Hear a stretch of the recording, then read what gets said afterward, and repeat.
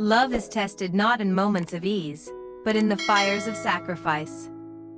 Tu Diem can no longer bear the silence and finally reveals the cruel truth.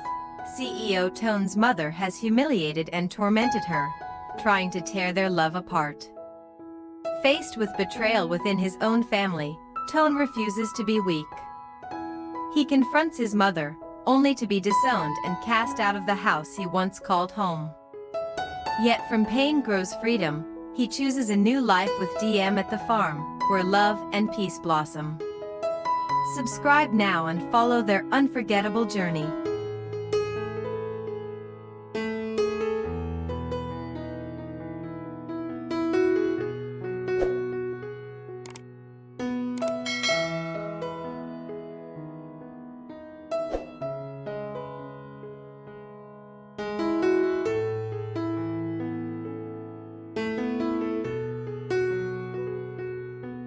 That night, the silence inside the small farmhouse was so heavy it almost seemed to press down on Tu Diem's chest. She sat at the wooden table, her fingers nervously tracing invisible lines across the grain of the wood, her heart beating louder than the crickets outside. For weeks, perhaps months, she had carried the weight of a truth too cruel, too sharp, to speak out loud. Every day she tried to smile, tried to hide the bruises on her soul behind laughter, but the pain gnawed at her from within. She had loved Toan with a sincerity so deep that it frightened her, but she could no longer remain silent while the shadow of his mother's cruelty poisoned the love they had built together. Tonight, she told herself, she would finally speak. When Toan walked into the room, weary from work but smiling gently the way he always did when he saw her, Diem almost faltered.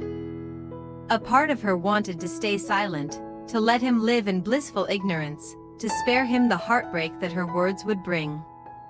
Yet another part, the stronger, truer part of her, refused to keep pretending. Love, she thought, could not grow in lies. Love needed honesty, even if honesty meant pain. She took a deep breath and looked up at him, her eyes shimmering with a mixture of fear and determination.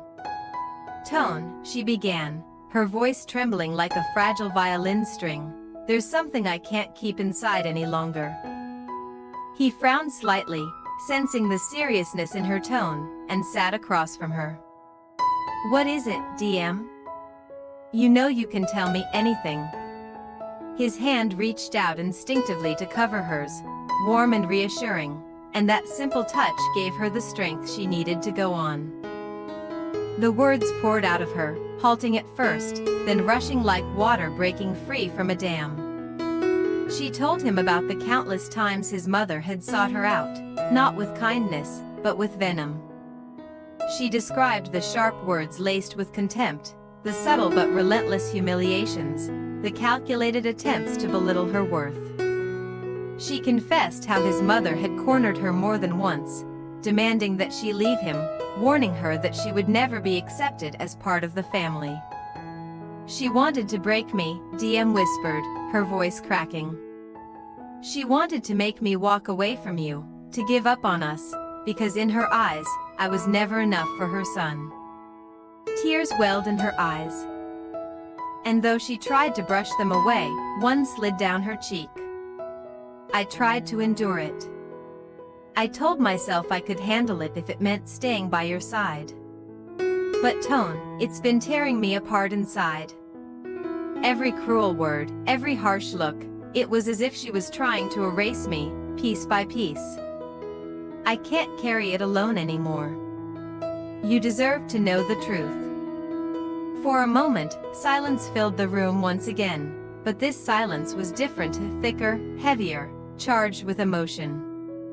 Toan sat frozen, his jaw tight, his eyes dark with something Diem could not yet read. The truth now hung between them like a fragile thread that could either bind them closer together or snap and unravel everything.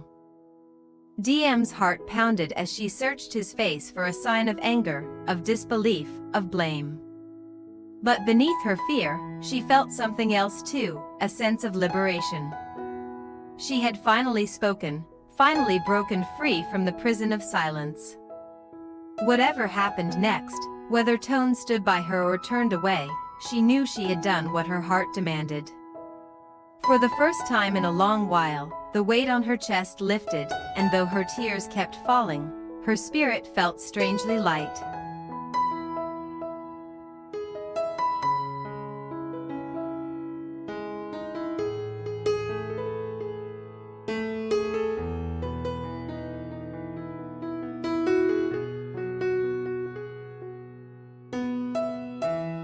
For a long while after Diem's confession, the silence was unbearable.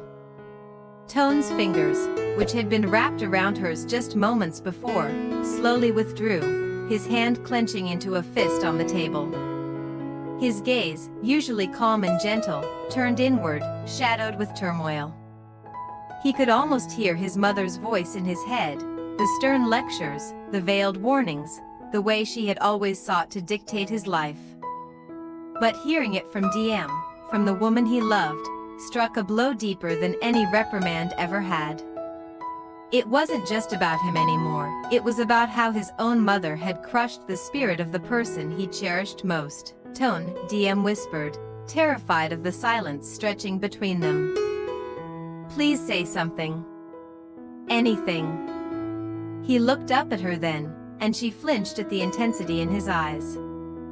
It wasn't anger directed at her, never at her, but a fury boiling beneath the surface, a storm gathering strength. He rose abruptly from his chair, pacing the small room like a man wrestling with chains invisible to the eye. At last, he stopped, turning to her with a resolve that sent shivers down her spine. No more, he said, his voice low but steeled with determination. I will not allow this to continue. I should have seen it, should have protected you sooner. That ends now. The following morning, Toan drove back to his family home. Each mile he covered felt heavier than the last. But he gripped the wheel tighter, refusing to let doubt seep in. He had been obedient his entire life, dutiful son, compliant heir, never questioning, never disobeying. But now, the weight of Diem's pain fueled him like fire in his veins. For the first time, he felt the full measure of what it meant to stand as his own man. When he entered the grand house, his mother was waiting, seated regally in the living room as though she had anticipated his arrival.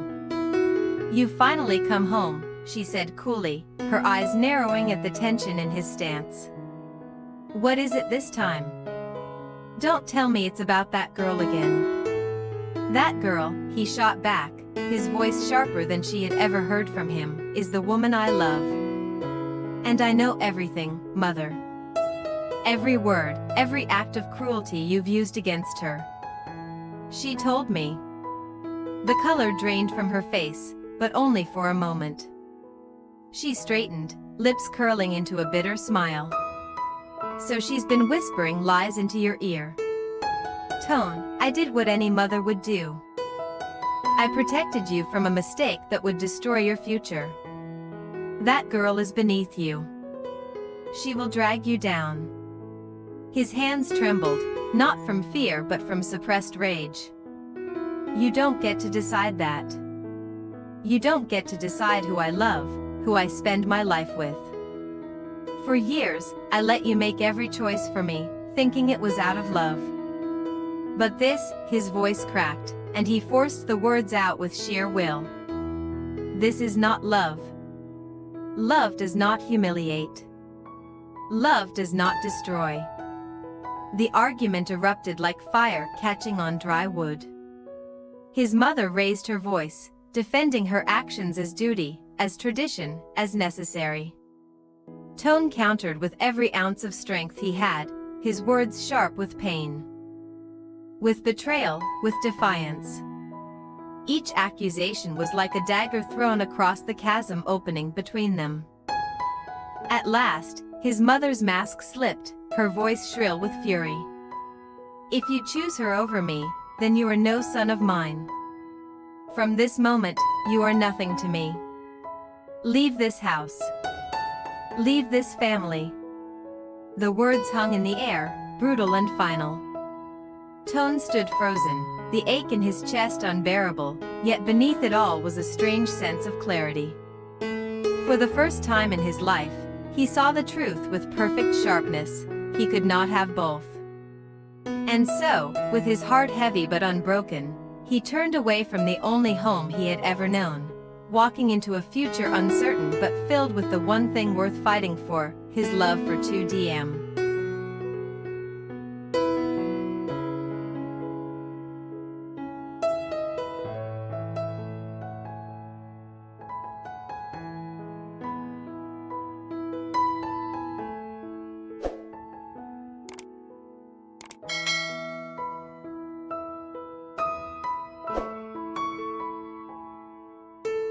The door of his mother's house closed behind him with a thunderous finality, the echo of her words still reverberating in his mind. "No son of mine." They cut deep, slicing through years of loyalty, obedience, and devotion he had once offered so willingly. And yet, as Toan walked down the driveway with nothing but the clothes on his back and the car parked outside, he felt something remarkable: a lightness, a strange sense of release. It was as if the chains that had bound him his entire life had finally fallen away, leaving his heart bruised but free. When he returned to the farmhouse, Diem was waiting. She had spent the entire day restless, torn between fear and hope, dreading the possibility that his mother's wrath might have swayed him. The moment she saw him step through the doorway, she rose to her feet, her eyes searching his face for answers. He looked exhausted, shoulders heavy with the weight of his choice, but there was a quiet fire in his eyes that made her breath catch. "She knows," he said simply, his voice hoarse. "And she's cast me out." Diem's lips parted in shock, her hands instinctively lifting to cover her mouth. For a long moment, neither spoke, the enormity of what he had sacrificed settling between them. Then, trembling, she whispered, "You gave up everything. For me?"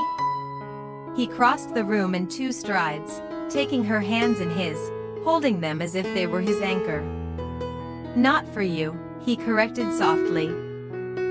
"For us. For the life we deserve, away from lies and cruelty. I don't regret it, Diem. Not for a single moment." Her tears fell freely then, but they were not born of sorrow. They were tears of relief, of love, of gratitude that words could not capture. She embraced him tightly, burying her face against his chest, feeling the steady beat of his heart, the heart that had chosen her above all else. In the days that followed, Toan began to build a new rhythm of life at the farm. The grand corridors and polished marble floors of his family estate were replaced by wooden beams, sunlit windows, and the scent of earth after rain. It was a simpler life, but it pulsed with a richness he had never known before. Together, he and Diem rose early to tend to the fields, their laughter mingling with the calls of roosters and the rustle of wind through the crops. They shared meals cooked over a modest stove, moments of quiet joy beneath the wide expanse of stars, and dreams whispered into each other's ears as they fell asleep side by side. Yet even amid the peace, there were moments when pain resurfaced. At night, when the house grew still, Toan would sometimes think of his mother, of the love that had turned so harsh, and a dull ache would press against his chest. But whenever he turned his gaze to Diem, watching her hum softly while mending clothes by the fire or seeing her eyes brighten as she spoke about their plans for the farm, he knew he had chosen rightly. Love demanded sacrifice, and this was the path his heart had always been leading him toward. One evening, as the sun dipped low and painted the sky in shades of crimson and gold, Diem stood beside him at the edge of the fields. She slipped her hand into his, her smile radiant despite all they had endured. "Do you ever regret it?" she asked quietly, almost afraid of the answer. Toan tightened his grip, his gaze fixed on the horizon. "Leaving that house? Walking away from her?" He paused, then turned to look at her with a softness that melted every shadow in her heart. "No. Because here, with you, I've found something my family's wealth and power could never give me. I've found freedom. I've found peace. And I've found home." The wind carried his words across the fields. And in that moment, beneath the boundless sky, both knew that their love had not only survived the storm, it had been forged stronger because of it.